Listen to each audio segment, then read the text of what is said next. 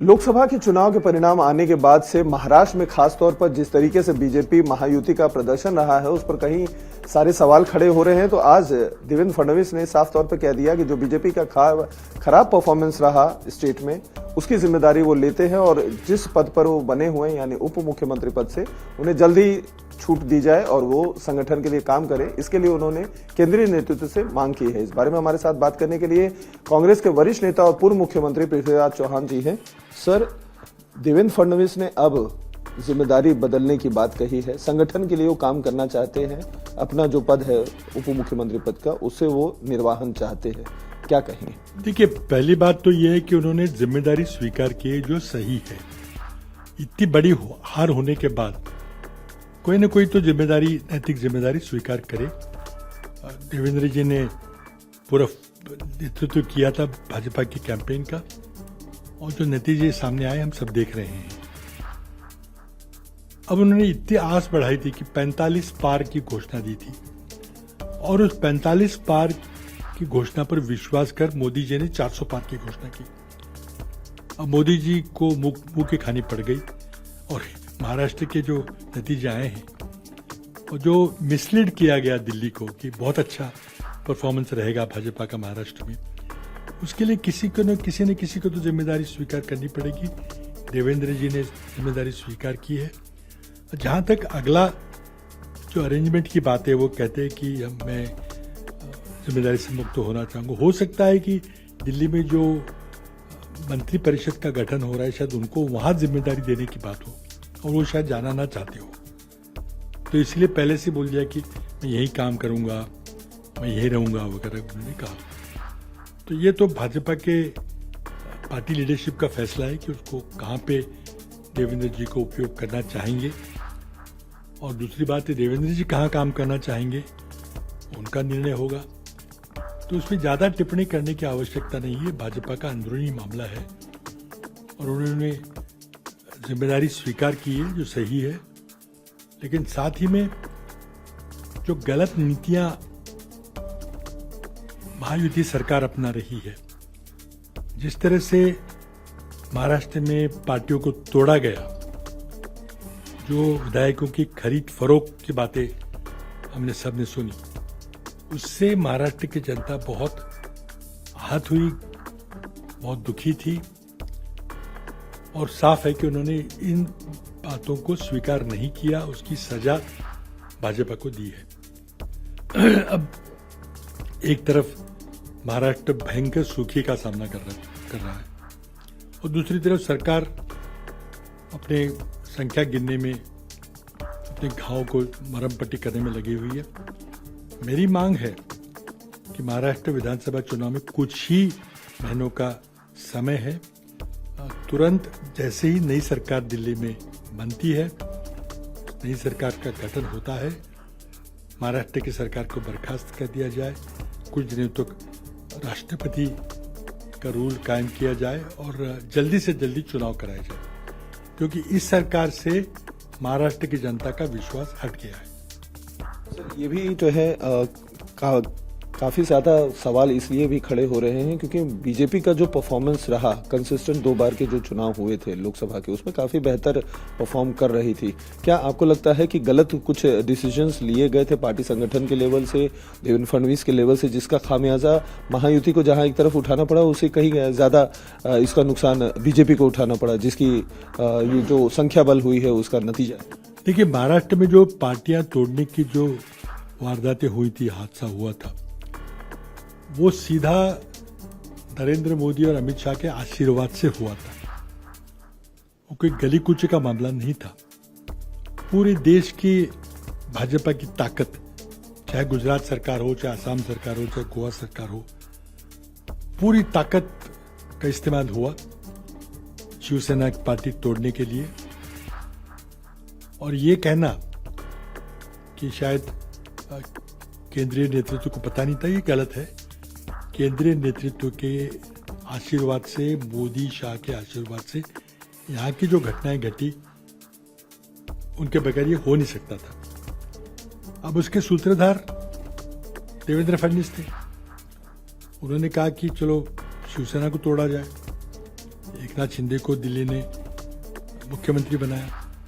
एकनाथ शिंदे हिंदुत्ववादी विचारों के नेता है, लेकिन उसके बाद जब एनसीपी को तोड़ा गया, अजित पवार को जब लिया गया, जब अजित पवार को जाहिर तौर पे प्रधानमंत्री ने आरोपित किया था कि 70,000 करोड़ का करप्शन, सिंचन घोटाला और महाराष्ट्र बैंक का 25,000 करोड़ का घोटाला, इसका जिक्र किया था प्रधानमंत्री नरेंद्र मोदी ने भोपाल की मीटिंग में भाजपा कार्यकर्ताओं के सामने, और अब 4-5 दिनों में उन्हें महाराष्ट्र का उप मुख्यमंत्री बनाते हैं। देखिए, इस सारी घटनाक्रम में नरेंद्र मोदी का पॉलिटिकल कैपिटल बहुत उसका नुकसान हुआ। अब किसकी मूल कल्पना थी? स्वाभाविक है कि मूल कल्पना महाराष्ट्र के नेताओं की थी, देवेंद्र जी की थी, तो उनको मुंह की खानी पड़ी। और जिसके चलते उसके बाद जब अजित पवार को लिया गया, देवेंद्र उसको एकनाथ शिंदे को मुख्यमंत्री बनाया गया, वो शायद काम किस तरह से करना चाहिए, वो एक शहरी वातावरण के नेता है, ग्रामीण समस्याओं को कुछ पता नहीं है। महाराष्ट्र में भयंकर सूखा पड़ा है, लेकिन सरकार टस से मस नहीं हो रही है। तो इन सब बातों से गुस्सा होकर महाराष्ट्र की जनता ने लोकसभा चुनाव में अपना मत प्रदर्शन किया है, जो कि भाजपा के तीव्र विरोध में है। करारी चोट लगी है भाजपा को, उसकी जिम्मेदारी देवेंद्र फडणवीस ने ली है। देखो, देवेंद्र जी ने इतना एक रोजी पिक्चर पेंट किया, इतना आशावादी चित्र खड़ा किया कि हमारी 45 सीटें आ रही हैं 48 में से, हमारी आज 42 है। तो शायद केंद्र नेतृत्व ने स्वीकार किया कि 42 से भी 45 तो आ सकती है, बढ़ सकती है। तो 48 में से 45 पार का नारा यहाँ के नेताओं ने देवेंद्र फडणवीस ने दिया था, और उसके आधार पर मोदी जी ने 400 पार का नारा दिया। अब उनको मुंह की खानी पड़ गई। तो जिम्मेदारी तो किसी को लेनी थी ना, देवेंद्र जी ने जिम्मेदारी ली है। जहां तक इस्तीफे की बात है, मैं समझता हूं कि शायद उन्हें कहा गया है कि आप वहां नहीं रहोगे। ये भी हो सकता है कि शायद उनको दिल्ली ले जाया जा रहा है, कुछ शायद मंत्री बनाया जा रहा है, नया मंत्रिमंडल बन रहा है, नई मिनिस्ट्री में उनको स्थान मिलेगा, शायद वो जाना नहीं चाहते। लेकिन आला कमान जिस तरह से मराठा और ओबीसी में जो टकराव पैदा हुआ देवेंद्र फडणवीस की नीतियों के चलते, उससे बचना चाहती है और सोचती है कि देवेंद्र जी महाराष्ट्र की राजनीति से अलग हट जाए तो शायद ये मसला समाप्त हो जाएगा। डैमेज कंट्रोल करने की, डैमेज कंट्रोल, कोर्स करेक्शन की कोशिश हो रही है। अभी जो है राज्य की राजनीति से केंद्र की तरफ चलते हैं। केंद्र में अभी मोदी जी ने इस्तीफा दे दिया अपने पद से, और 8 तारीख प्रोबेबिलिटी मानी जा रही है कि उस दिन वो दोबारा से शपथ लेंगे।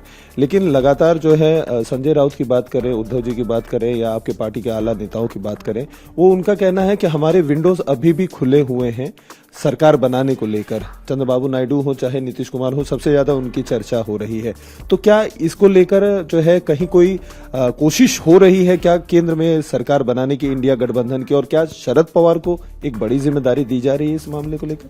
देखिए, आज इंडिया गठबंधन की बैठक है शाम को 6 बजे।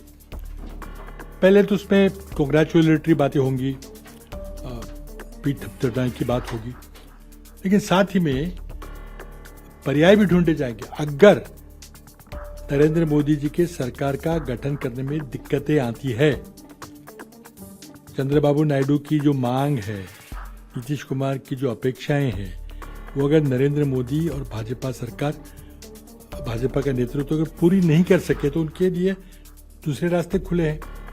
अगर ऐसी कोई परिस्थिति उत्पन्न होती है तो अवश्य इंडिया गठबंधन के नेता उसका विचार करेंगे, उस पर्याय को समझने की कोशिश करेंगे। अगर कोई बात बनती है तो जरूर एक पर्यायी व्यवस्था बनाने की कोशिश होगी। लेकिन ये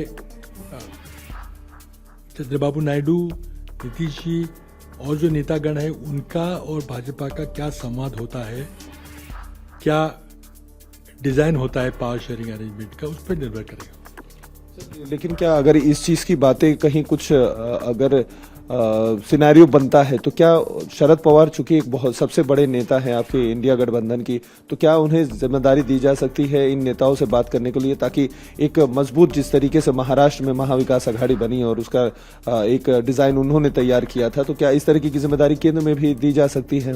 नहीं, ऐसी कोई बात नहीं है। संभावना तो कुछ भी हो सकती है। महाविकास आघाड़ी में कई सारे नेता हैं, किसे जिम्मेदारी दी जाएगी वो वहाँ नेता तय करेंगे। बातचीत करने की तो सिर्फ एक फैसिलिटेटर की बात होती है कि आपने फोन मिला दिया, बात की और आपने जाके मिले और आपको बुलाया, तो ये कोई भी कर सकता है। शरद पवार जी को जिम्मेदारी दी सकती है, लेकिन कोई औपचारिक पद वगैरह की बात मैं नहीं सोचता अभी कुछ होगी। ये तो परिस्थिति के अनुरूप कोई निर्णय होगा कि कौन किससे बात करेगा, कब बात करेगा, और वो संभावना तभी उभर के आएगी अगर इनका कुछ मनमुटाव हुआ, अगर इनमें कोई स्मूथ एग्रीमेंट नहीं हुआ, तब वो लोग जो हैं वो और पर्याय भी ढूंढ सकते हैं जो उनके लिए खुले हैं। एक्सपेक्टेशंस क्या है सर, खास तौर पर कि जिस तरीके के बयान उनको नीतीश कुमार जी को लेकर हो रही है, चंद्रबाबू नायडू जी को लेकर हो रही है कि प्रताड़ित किए गए हैं, परेशान किए गए हैं, एजेंसियों का दबाव दिया गया है, आपकी इसको लेकर क्या राय है? और खास तौर पे मोदी जी जो प्रधानमंत्री पद का नया शपथ लेने जा रहे हैं, उसको किस तरीके से आप देखिए, इन लोगों को साथ में लिए बगैर मोदी जी सरकार नहीं बना सकते, और साथ आने की इनकी कुछ शर्तें होगी। कोई लोकसभा का अध्यक्ष पद मांग रहा है, कोई कह रहा है उप पंतप्रधान, डिप्टी प्राइम मिनिस्टर बनाओ या और भी कोई पद दो, कुछ मंत्री पदों की मांग हो रही है, कौन से पोर्टफोलियो चाहिए उसकी मांग हो रही है। तो ये तो कोलिशन पॉलिटिक्स का एक भाग होता है। नरेंद्र मोदी जी और उनके सहकारी है अमित शाह जी, उनको ये सुलझाना पड़ेगा, और अगर ठीक तरह से मामला नहीं सुलझा तो उनको पर्याय उनके लिए खुले। तो फिलहाल नंबर्स गेम की अगर बात करें सर, तो ये मामला जो है फिलहाल एनडीए के पाले में जाता है, क्योंकि नंबर्स गेम उनके पास है मेजोरिटी। अगर वो दोनों बड़े नेता नीतीश कुमार और चंद्रबाबू नायडू अगर एनडीए के साथ रहते तो उनका नंबर हो जाएगा। अगर उनकी बात नहीं बनी तो कुछ और पर्याय ढूंढेंगे वो।